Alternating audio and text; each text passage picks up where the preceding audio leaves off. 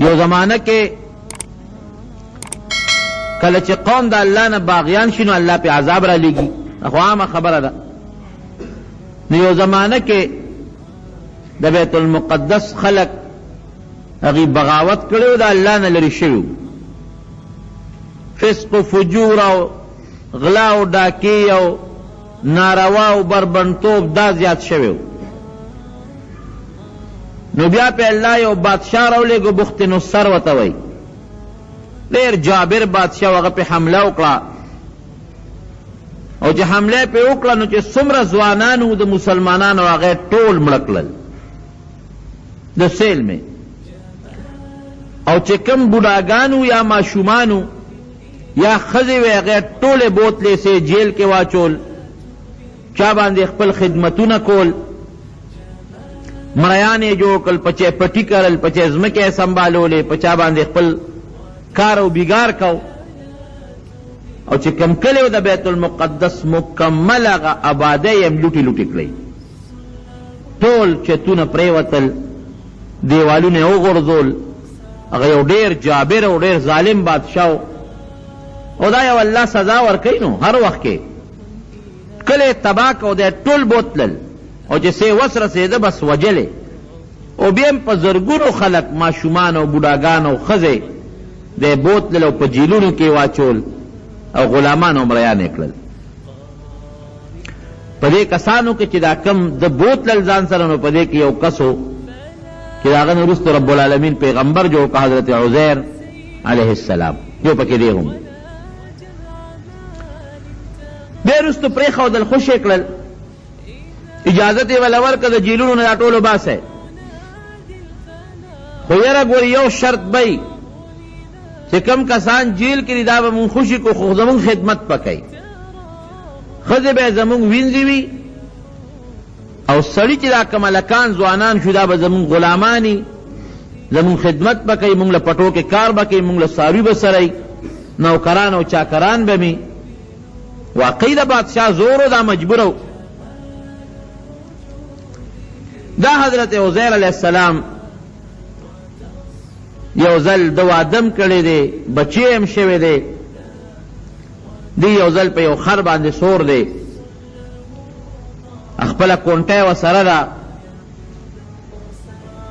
او ځان سره د انګورو نه اوبه ایستي دي، د هغې شربت ورسره دی، یو اونه د هغې نه انځر را شکولي دي، خشته تازه مزیدار، او سره دي د دې بیت المقدس پر خوا تېرېده. رب العالمین دته دا اطلاع وکړله، دا ورته والله وحی وکړله چې یو ورځ به داسې راځي چې دا کلی به د پتا باندې آبادوم، دا به آبادو، لیکن به خلق اوسو، ته به هغوی ته د الله د دین دعوت ورکې. د چې کلي ته مخامخ ودرېده، خو لوی کلی و، لوی خاریه وه په هغه زمانه کې، یو کور نو، سل کوره نو، شل کوره نو، او په سونو کورونه چې وی کتل چې دا کور خو ټول کندرات دي، او چې وی کتل هغې کې د انسانانو هډوکې پراته دي، زاړه کپرې پکې پرتې دي، پنډۍ پکې پرتې دي، دا چوره چوره پکې د انسانانو هډوکې پراته دي. نو دی وایي چې رب انا یحیی هذه الله بعد موتها، پروردګاره دا کلی خو تباه شوی دی،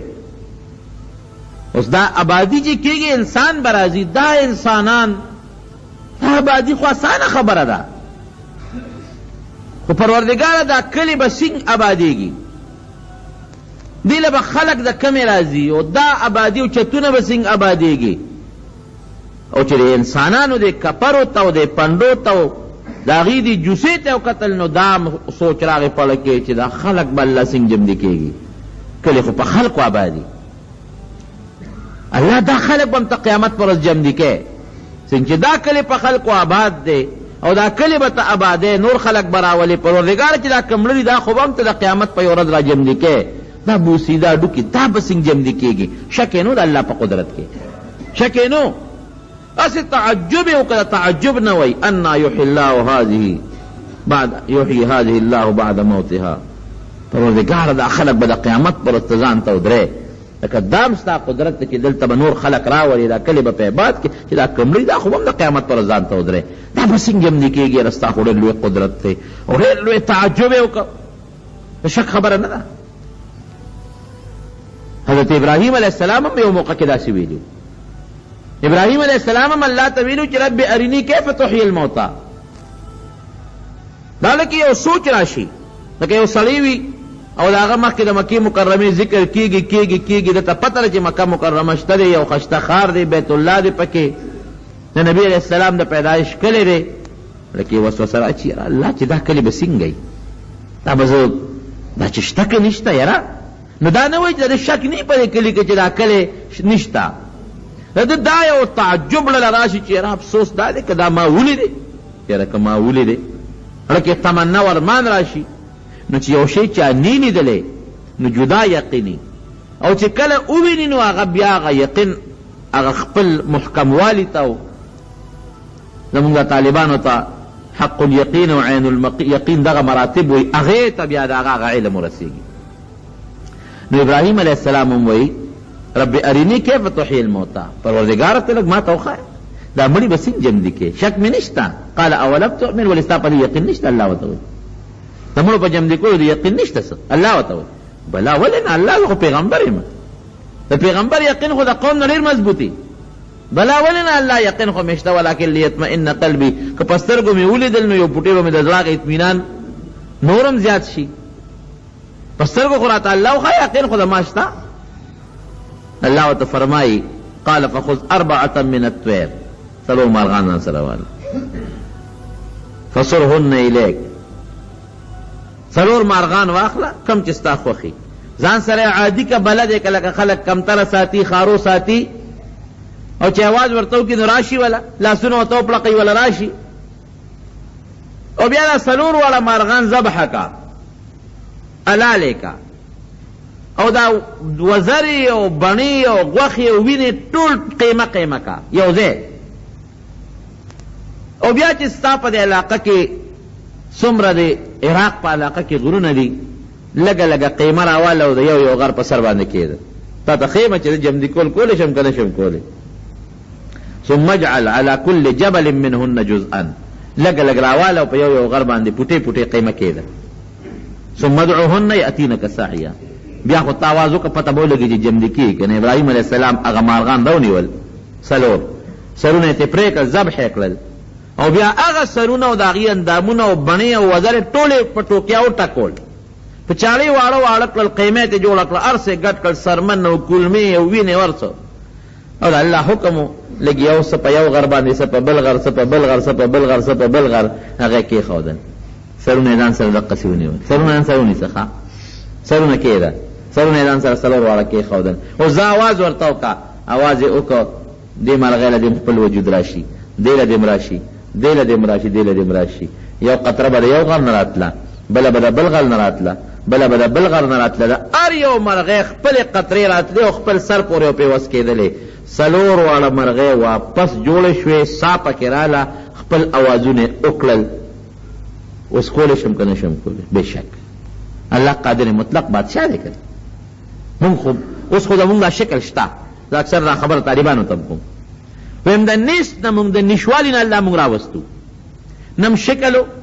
نم پوزه وه نم سترګې وې نم غوږونه نم لاسونه و نم خپې وې اسم نو رب العالمین دا الله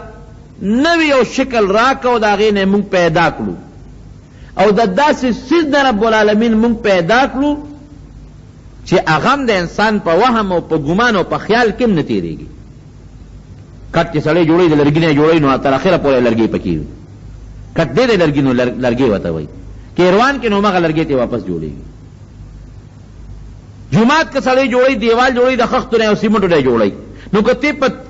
دغه باندې ووایې په سټکو باندې نو همغه خښتې به ته جوړېږي همغه سیمنټ به ته جدا شي بل شي ته خو نه جوړېږي که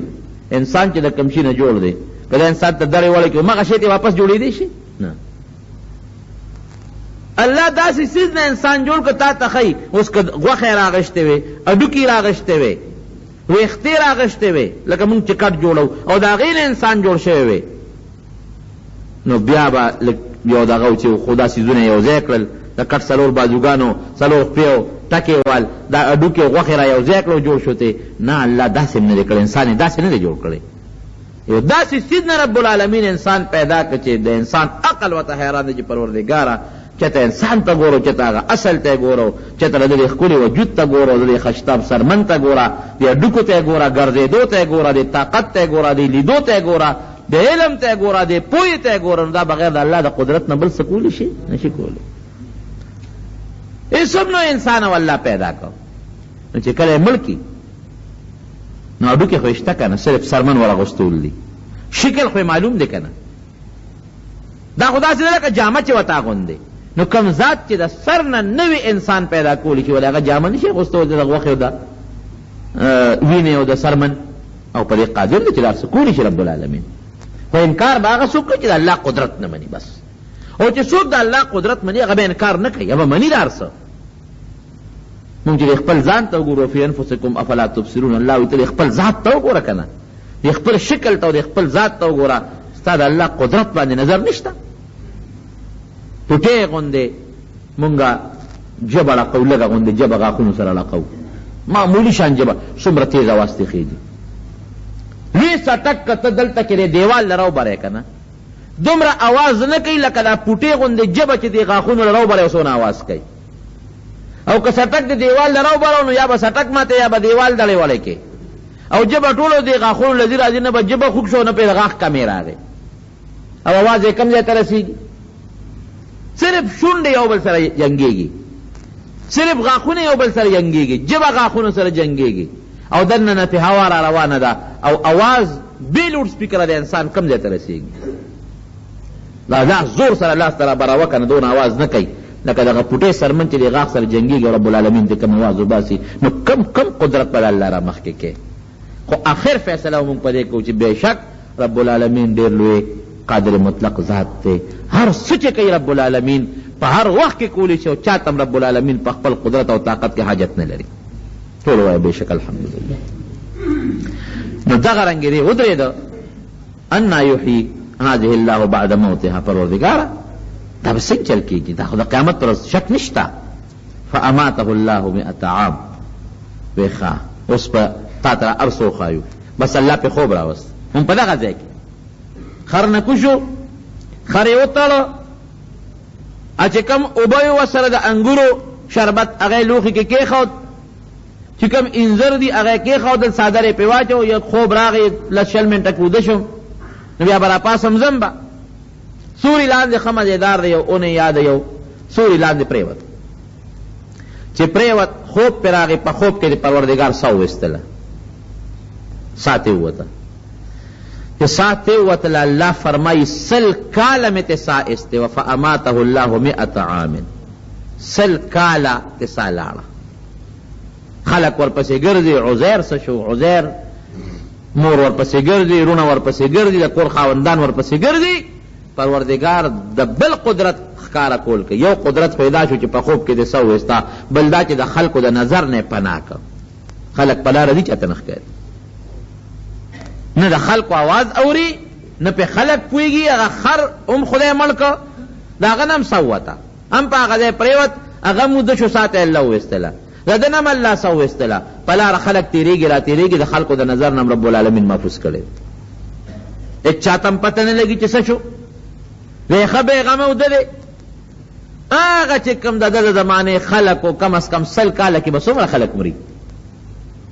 زمونږ لږ عمر دی د بلوغ نه پس چې دا کله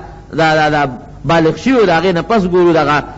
15 کاله ژوند ته چې مونږ ګورو 15 کاله ته نو هسې پرې خپل 15 پرې دا تېر شوی 10 کاله کې تاسو نظر واچوئ چې څومره خلک به مړي نور پرېږده پرې اول او داسې ودو نو ما د خپل دې کندي باندې د بدرخیلو کندي باندې داسې دیدار آباد او بانډه په دې طرف هسې مې ذهن ته بعضې مشران راغلل او هلکه یو مې راغی بل دا خو هلکه سلو نه زیات خلک مړه شو چې دا مونږ ته کم یاد دي دې جومات کې به مولوي صاحب د خدای پاک وبخښي هغه به ناستو دا مشران به ورسره ناستو هم د دې کندي مشران به ورسره به ناستو قسم دی که یو شته نن او نن سبا خو مرګ نه په بوډاوالي دی او نه په ځوانۍ دی هیڅ پته د مرګ نه راځي چې کوم وخت مرګ راځي خو بس منو به چې حق دی مرګ او چې کله الله فیصله کړې ده نو راځي به نو دغه ساعت وته لو چاته پته نه لګي. فاماته الله 100 عام، 100 کاله مړ دی. ثم بعثه الله را جمع دی، 100 کاله پس الله پکې روح واچو، سترګې وغړولې چې روچت شو. رب العالمین ولا فرشتہ راولېږله. اجه تپوس کوي کم لبستا کاکا سوره دې دلته تا تېرې کړلې، سوره دې دلته وخت تېر کړ. نو دوی چې کله د کېده نو دغه وخت کې د انور راختېده، د ساخت دا وخت و چې نور راوخېږي، دا ټیم کچه غرمه چې ته ورته وې. او چې کله الله پاک پکې روح واچو را بیدارېده نو مازدیګرې نور پرېوته والا ټیم و. وی لبست یوما او بعد یوم. اوس خر ته نه ګوري، اوس دې په خپله راویښ شو. لبست یوما او بعد یوم، یاره یا به پوره ورځي یا به څه کم به نو داسې به ځکه خو سار رانه دلته مې اوده شوی ما دغه مازدیګر را پاڅېدم، یا یو ورځ ده ګنې ورځ هم پوره نه ده. یاره ورځ خو هغه د پېشمني نه شروع کېږي تر نور پرېواته پورې، دا خو زه نور خطو نه پس اوده شوی یم او نور لا پروت یم نه دی، بعد و یوم د ورځې هم څه کمه حصه ده. او تا ته څه پته لګي؟ قال بل لبست 100 عام، 100 کاله د نساوتې وه، 100 کاله دې تېر کړي دي. ښه خو خر ته وګوره، خر ته یې وکتل واقعي خر ریزه ریزه پروت دی، نه دا ډوکي پته لګي اسې چورې مورې پرتې دي، نه د غوښې پته لګي او نه سرمن پته لګېږي. لوښي ته ګوري، لوښي کې هغه د انګورو بم د سر نه نشته، هېڅ هم نشته. خدای پاک دا خو حقیقت دی. فرشته چې پیغمبر ته خبره کوي نو خبره دروغ نه، رښتیا خبره ده. 100 کاله مې تېر کړي دي. او تا وی نو انا یحیی الله بعد هذه بعد موت، دا به څنګه الله جمع دی کوي؟ ورېږه اوس ته خو مونږ را جمع دی کړي، تا ته خو پته ولګېده. اوس تا مخکې راته یو بله مشاهده هم کوو، ته وګوره دې لوښي کې دې کې تا سا چولي انګور اوبه وې چې وې کتل هغه اوبه پکې پرتې دي. لم یتسنه، نو انګور اوبه دې کې هم د الله یو حکمت و، یعنې عامې اوبې هم ځان سره وړې شوې، د انځرو په ځای باندې سیوان او بل شی هم وړی شو. خو د الله په دې کې لوی حکمت دا دی چې انځر په میوو کې هغه میوه ده چې دا زر څښا کېږي، او د انګورو اوبو ډېر زر څښا کېږي. هو دا شراب د انګورو د دې اوبو نه جوړېږي، لږ نور چې پې ولګي نو سرکت یې جوړه شي، او چې بیا پې نور ولګي نو بیا ته شراب جوړ شي، څښا شي. وګوره د انګورو دغه اوبو ته دی چې اوبو ته یې وکتل، هغې راواغېشتې ګوټې ته یې وکړه، لکه دا خو هغسې تازه دي لکه چې اوس ما په دې ساعت انګور نه چون کړي او د هغې نه مې شربت ایستی. انځرو ته دې وګوره، انځرو ته یې وکتل داسې تازه مزېدار پشم پې د پاسه ولاړ دی لکه په دغه وخت چې د بوټي نه راشکولې. یا الله څه لوی قدرت دی. او خر ته هم ګوره، اوس خر خو دې لا مړ پروت دی، چوره چوره پروت دی، اډوکې اډوکې پروت دی. ګوره ورته رب العالمین هغه خاورې او غریزې ورو ورو را یو ځای کړي، دې ورته ګوري په حرکت کې راغلی، اډوکې ته جوړ شو، غوښه جوړه شوه، هغه غوښه ورو ورو اډوکو پورې پیوست کېږي، بیا سرمن ته تاو شوه، د خر مزېدار خشته ښکلي وجود ته جوړ شو. چې جوړ شو ته خپې یې موالې راوالې، لکۍ له یې شړنګ مړنګ ورکړه، ناګهانه خر ودرېده، چې ودرېد اواز یې مو کړ. دغسې مفسرینو لیکلي دي. اعلم ان الله على كل شيء قدیر. یا الله باز زما د مخکې هم دا علم اوس به هم دا سوچ او دا فکر دی پروردګاره چې ته په هر څیز باندې قادر مطلق بادشاه، دا حقیقت دی. رول کونټۍ راواغېسته، انځرې راواغېستل، ویې خوړل، د انګورو اوبې راواغېستې، راشه چې اوس خپل کور ته لاړ شو. بیت المقدس ښار ته چې ګورې حیران دی، ښار آباد شوی دی. چې دې سنګ پاسې دوی کتل، خشتک کوڅې دي، مزېدار مزېدار چمنونه دي، ځکه 100 کاله کې خامخا چې عبادت کېږي، خو یو کلی دا پوره آبادي. الله دا خو دې دیوالونو ته وګوره، دې بنګلو ته پکې وګوره،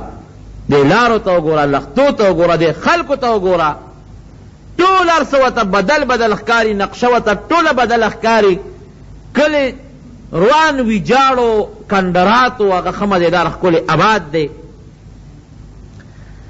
نه ورغې په خپل کور په اندازه اوس ور روان دی. تپوس کوي چېرې دلته کې د عزیر کور کم یو دی؟ عزیر خو موږ نه پېژنو. په اندازه ورغې خپلې دروازې له، دروازې له سینګ په اندازه خپل ورغې، دروازه وډه بوله چې دروازه څنګه وډه بوله نو یو ښځه ول آواز ورکوي څوک یې وی زه د خپل کور ته راغلیم زما عزیر نوم دی ریشه نیکبخت عزیر دی نوم دی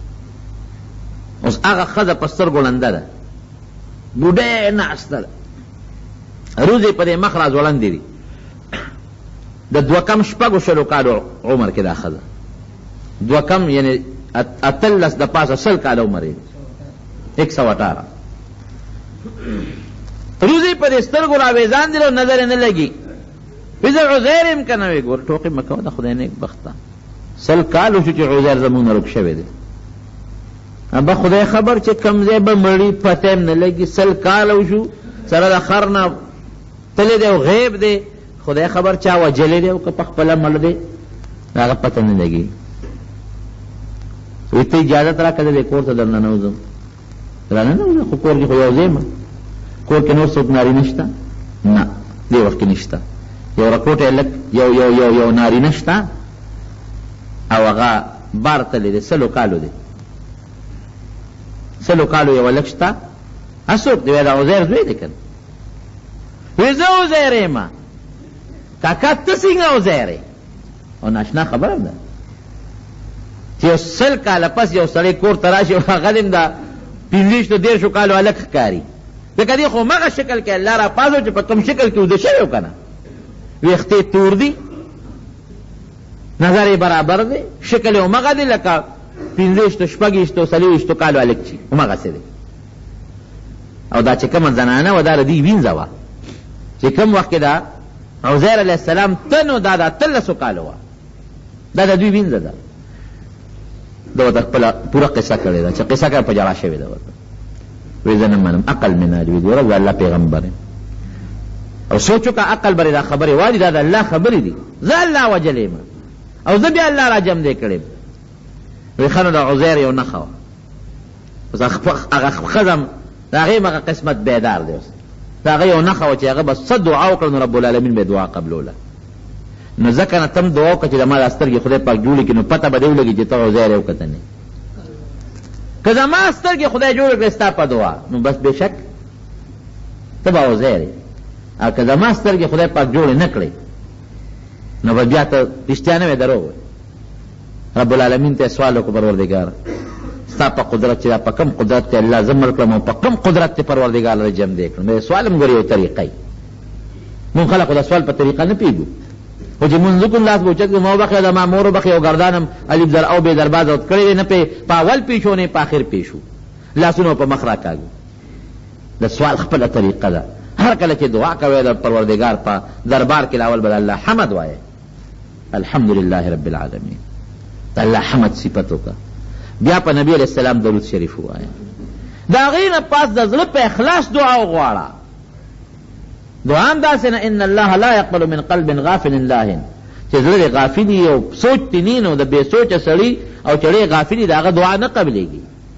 چې ته یو لطیفه ده یا حقیقت ته خو د عبرت خبره ده یو بادشاه وي په لاره روانو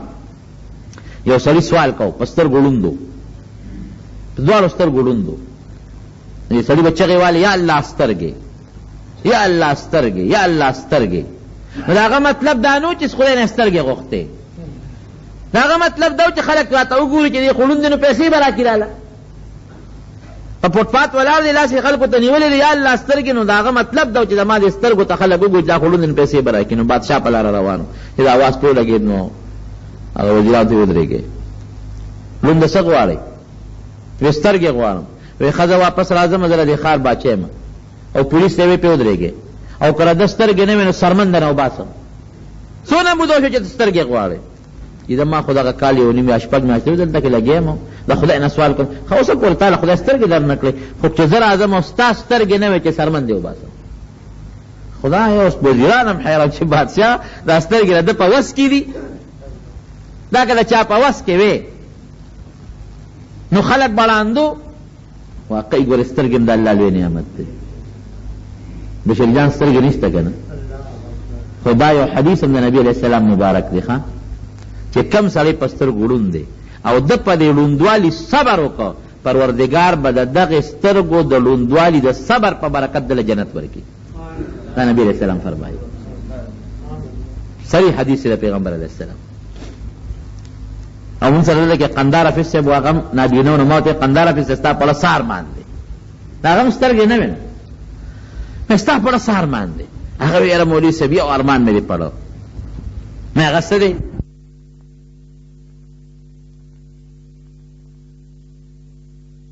ګرموالی یخوالی خو په لاسه معلومیږي چې دا خوراک ګرم دی دا یخ دی لیکن رنگ چې دی نو د هغې تعلق د سترګو د نظر سره دی. نو هغه ما ته قندار حافظ صاحب وی دا مهربان دی چېرې دا سور رنګ تاسو وایي دا شی رنګ سور دی او دا شین دی او دا سپین دی او دا تور دی چې دا سور او دا شین او دا سپین رنګ پکې لا څه ته وایي. حقیقت دا د خدای نعمت دی کریمتین ورته نبي علیہ السلام فرمایي چې کوم انسان دا دواړه سترګې عزتمن شی دی دا نی دی په صبر وکړي الله وایي زه جنت په ورکړم. نو هغه وزیران حیران شو چې بادشاه سلامت دا څه عجیبه خبره دی وکړه خو بادشاه د مخکې اوس خبره نشي کولی څه چې درته وایي چې زه راشم او ستا سترګې نه سرمن دی وباسم د دې غریب سترګې د په اختیار کې دي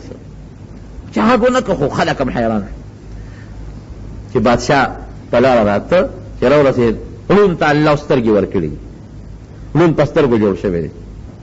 ورته مخامخ ولاړ دی تپوس یې وکړه دا څوک و بادشاه وکړه چې راغی نیغې ورته ودرېده هلکه ړونده څنګه وي جي ټیک یم سترګو ته مې وګوره دا ګوتې څو دي دوه دا څو دي دا درې هلکه سړی خو واقعي جوړ شوی دی ورکړې د بیت المال نه وله وظیفه او تنخوا مقرر کړه ځه کور ته هغه وزیرانو تپوس وکړه چې بادشاه داسې لوبه وشوه کال دوه شپږ میاشتې هر څونه موده چې وه د سترګو پسې چغې والې سترګې نه وې او چې تا ورته ووې او رالې بیا سترګې شترې جادو دی سره که کوړه ده که څه شی دی نه نه نه دا بادشاه نه مخیاري بادشاهي په قمقلتوب هم نه کېږي وی د سترګې غوښتې خو د الله نه سترګې نه غوښتې د خلکو نه سوال کو او د سترګو چغه به واله مطلب دا چې زړون نیم چې څوک امداد وکړي خو چې د سرمن د استو غم شو سره دړنه الله ته چغه واله چې بابا اوس خو سترګې نه نو بادشاه راځي هغه وجل خلاصه کې چاړه برا باندې کیلو سرمن نه نو باسي سخت مرګ دی نو الله ته چغه مخ کې دړنه نه واله اوس چې وسره د مرګ یره شو دړنه خدای ته چغه واله نو الله سترګې ورکړو که ورې نه کړو حقیقت دا دی دا نه عبرت یو خبره دی حقیقت یار څنګه خدای عبرت دا چې دړنه الله ته आवाज وکړي نو پروردګار ګوره انسان دعا قبلوي خو زمونږ دعا خو د انسان دړنه وینه نو دا دعا پکې یو ټکی مې راته ووایي چې د الله حمد بیا درود شریف بیا دعا وغواړه او د هغې نه پس بیا په نبي علیه السلام درود شریف ووایه مخکې وروستو پروردګار به دعا قبوله کړي. نو عزیر علیه السلام چې دعا کوي نو څه وایي یا الله ستا هغه قدرت چې په کم قدرت ته زمانه سوېست په کم قدرت ته زه واپس راجم دی کړم او 100 کاله دی الله زه د خلقو د نظر نه پټو ساتلم الله دغه قدرت په ذریعه تا نه سوال کوم ته قادر بادشاه دا وینځه چې دا الله دا لنده ده زه په لاس راکاږم دا سترګې وله جوړې کړې چې لاس یې پراخ کا خو پیغمبرم و پیغمبر معجزه مې د الله نه سوالم شو سترګې بینا شوې چې بینا شو ورته یې وکتل نښې نښانې یې پکې وپېژندلې ځان ته یې رانږدې که ښه ته عزیر یې د خدای پیغمبر یې زر د خوشحالۍ نه یې بوته زوی مې څه شوې راځه هغه پلانکي ځای کې دی هلته لاړ صاحب د خلقو مجلس خو پروردګار چې دا ښار اوس را جمع دی کړی دا خلک دا ټول سوچه مسلمانان دي یو الله مني سوچه مسلمانان نیکان خلق دی او بخت نصر چې راغلی هغه پې حمله کړې وه او کوم ګناهونه پکې وه هغه هم ته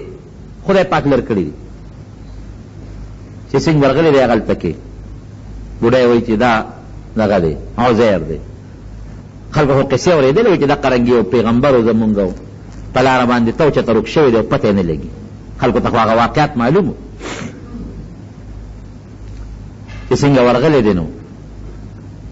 هغه زوی ورته وایي زوی اوس بوډا دی سپین ږیری دی او دی ځوان دی توره ږیری ده زوی سره یې کونټی ده او دی اوس هلک دی داسې ښکاري لکه چې هغې د نیکه په ځای وي او دی د نوسي په ځای وي داسې اندازه ده د الله قدرت ځکه قرآن حکیم کې الله ذکر کوي وایي زه عزیر یم دا ستا زوی دی زه الله پیغمبر یم وی بابا ته زما پلار یې ښه ما ته خو خپلې مور یو نښه ښولې وه چې ستا پلار په وجود کې دا نښه راځه هغه نښه ګورم چې ویې کتل همغه نښه پکې موجوده قوم هم حیران دی قوم وایي چې مونږ ته یو بله نښه د کاغه ښکاره کې خو ډېره ښه ده مونږ دې منو اکاغه نه ښکاره کوې نو بیا ستا خبره موږ نه منو، دا رښتیا نه ده. وی عزیر چې و نو هغه د تورات حافظ و، تورات ورته یاد و. زه اوس په پته ولګي ته د تورات تلاوت مونږ ته وکړه، که تورات درته یاد و نو ته به عزیر یې، او که تورات درته نو یاده نو بیا هسې مونږ لړه مستړی کوه. خو دغه زمانه کې تورات مکمل رک شوی و. بخت نصر چې کله راغی که نه نو هغه جوماتونه ول روان کړل، د هغه چې څومره تورات نسخې وې هغې ټول وسوځولې، کوم چې د مذهب خلک و پیشوایان هغې ټول مړه کړل. نو چېرته چا سره که پاڼه نیمه یاده وه یا نیمه پاڼه یاده وه نو یاده به وه، یا که چېرته چا سره یو پاڼه د تورات چې د په کور کې پرته به وبه، خو عام تورات بالکل د خلکو د لاس نه ختم شوی. او واقعي حضرت عزیر علیه السلام چې نو دی د تورات حافظ و. یو ورور یې ورور یې هم داسې و چې د ده سره یو ځای برغونې پیدا و، دا هم د الله لوی قدرت دی. او هغه ورور یې بیا ده سره یو ځای مړم شو،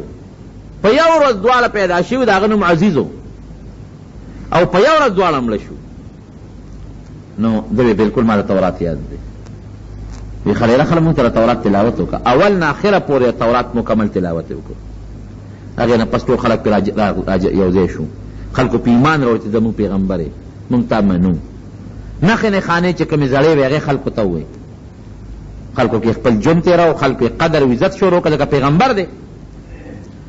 لیکن شیطان هم خپل کار کوي، د خلکو په نظر کې دا ور واچوله چې دا عزیر دی، دا د خدای زوی دی، ابن الله دی.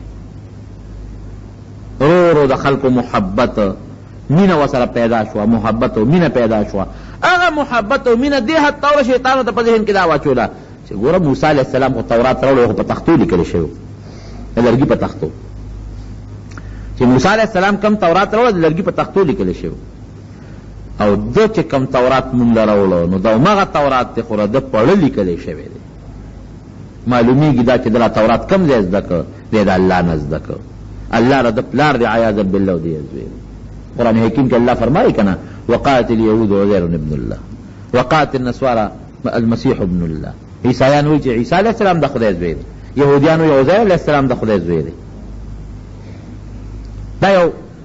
پروګرام شروع شو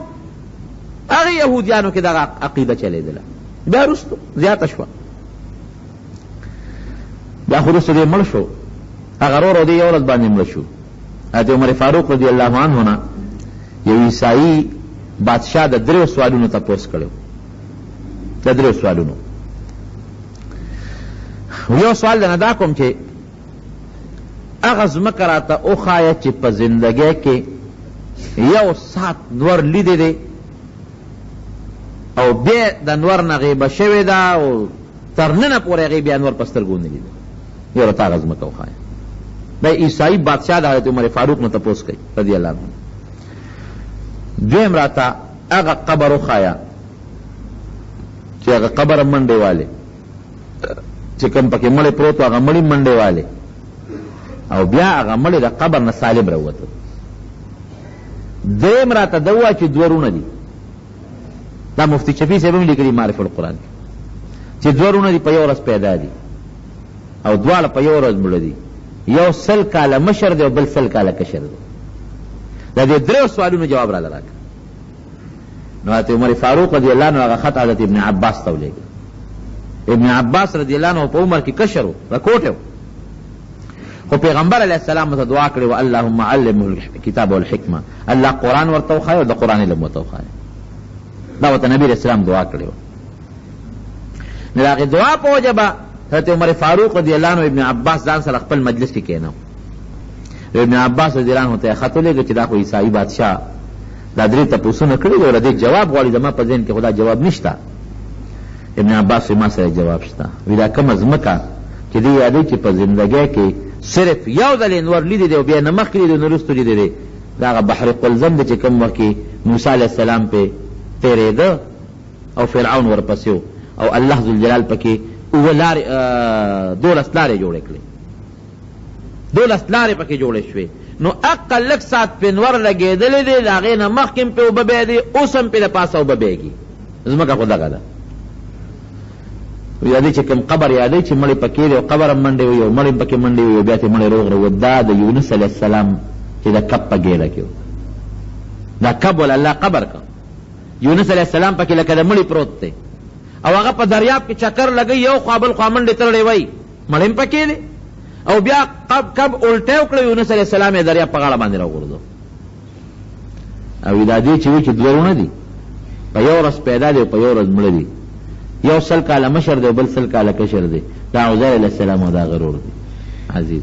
دواړه په یو ورځ پیدا دي په یو ورځ مړه دي عزیر علیہ السلام 100 کاله کشر دی ځکه 100 کاله هغه په مرګ کې تیر کړي دي او ورور ته 100 کاله مشر دی دا حقیقت دی رونو دا رب العالمین په قرآن حکیم کې ذکر کوي د خپل عظیم قدرت لپاره ذکر کوي دې لپاره ذکر کوي الله قصه نه کوي نه په قصو څوک مشغولوي دې لپاره ذکر کوي چې د انسان ذهن کې دا را نشي چې د انسان به څنګه واپس پیدا کېږي دې به څنګه واپس جمع کېږي دا دونه مخلوق به څنګه الله ته ودرېږي دا خو د آدم علیه السلام نه اوسه پورې په کربونو نه د کربونو نه زیات مخلوق چې دی هغه مړه شوی دی څوک د کب په ګیره کې دی څوک په اور سوځېدلی دی څوک د ځمکې په ویښ کې پروت دی خدای خبر چې په دې مقبرو به څونه پشته وړېدلي وي او تر قیامته پورې چې به څونه زر ایربونه او کربونه او بلکې د دې هم زیات مخلوق به نور مري او داسې مړه دي چې د نن سبا پته نه لګي نه د خاورو پته لګي نه د زرو پته لګي دا به څنګه جمع کېږي دا به د مکې قریش هم دا سوال کوو الله دا مثالونه موږ ته په قرآن حکیم کې ذکر کړي خو ما راته وخت یو ټکي وي موږ صرف یو خبره منو یو ټکي منو هغه دا چې موږ دا منو چې رب العالمین قادر مطلق بادشاہ دی الله پرې قادر دی چې موږ د مور په ګیډه کې پیدا کړو ور د انسان عقل دا وي د مور په ګیډه کې نه اکسیجن شته تا ته یعنی الله درکوي خو دا ظاهري هوا پکې نشته چې ته یې والې نه اودسماتي انتظام شته نه جړا په ماشوم پکې جاړي نه پکې خاندي نه میاشتې 10 میاشتې 8 میاشتې د مور په ګیډه کې وي او چې بیا الله دې دنیا ته راولي په هغه ساعت په جړا شو متیازي وکړي زه اکثر سوچ کوم که د هغه خپل بعضې وخت کې ماشوم د خپلې مودې نه وروسته پیدا شي بعضې وخت کې ماشوم د هغه خپل عامه موده چې کوم د انسان دپاره د هغې نه مخکې پیدا شي زه وایم یاره دې خو د هغه خپلې مودې نه 10 ورځې یا 20 ورځې وروسته پیدا شو او چې پیدا شو نو جاړي چې د 9 میاشتو په 9 میاشتې پس پیدا شو دا 15 ورځې پس چې دې پیدا شو دا 15 ورځې مخکې د مور په دې ګیډه کې ولې نه جاړل دا په 8 میاشت چې پیدا شو نو غول کوي که په 9 پیدا شو بیا چې پیدا شو نو غول کوي نو دا دې چې مخکې پیدا شو دا خپلې مودې نه نو پکار دا چې 15 ورځې خو مخکې پیدا ده چې 15 ورځې خو د غول نه کولې که نه او چې پیدا شو جاړي 2 منټه مخکې د مور ګیډه کې نه جاړي 1 سیکنډ مخکې د مور ګیډه کې نه جاړي 1 سیکنډ پس د مور د ګیډې نه بار شو بیا دې جاړي او که دغه پرده کې دا ماشوم ته واپس بند کې سم خیال دی 15 منټه کې به دې جمدې پاتې شي پاسات به مړ شي دا به الله ګوري لوی قدرت دا به مونږ منو او مونږ په دې مسلمانان یو چې مونږ الله ومنو د الله ټول قدرتونه ومنو د الله صفات ومنو او دا زمونږ عقیده او زمونږ ایمان چې د الله د قدرت په شان طاقت او قدرت د بل هېچا نشته د الله د علم او د پوهې په شان علم د بل هېچا نشته الله چې کوم کار کوي او کولی شي داسې کار هېچا نه کړی دی نه کوي نه کولی شي جن ورکولو والا الله دی مرګ ورکولو والا الله دی د دې قبرونه واپس جمدي کولو والا ذات الله دی مونږ له خبرو چل ښودونکی الله دی بیماری نه جوړونکی الله دی بیماری راوستونکی الله دی دا ټول کائنات چې چلی دا نور او دا سپوږمۍ چې راخیجی او دا انقلاب په دې دنیا کې په دې نظام کې راولي دا څوک دی دا الله ذات دی دغه ذات ته مونږ منو بل دغه ذات ته مونږ یو منو دغه له به مونږ شریک نه پیدا کوو په د الله په صفتونو کې د الله په طاقت او د الله په قدرت کې هیڅ څوک شریک نشته دی دا زمونږ ایمان دی نو بهر کیف دغه طاقت دی د الله الله په دې هم قادر دی مونږ مسلمانان پیدا کړي یو الله په دې هم قادر دی چې مونږ سره د ایمان لري دنیا نه بوځي او الله بیا په دې هم قادر دی چې مونږ جنت ته بوځي په دې الله قدرت لري الله د خپل قدرت او خپل طاقت په برکت زمونږ ایمان نصیب کړي او دغه عظیم قدرت او طاقت په برکت ته پروردگار مونږه د دنیا او د آخرت د پریشانونو محفوظ کړي او دغه عظیم طاقت او قدرت په برکت ته پروردگار مونږه د جنت اهل وګرځوي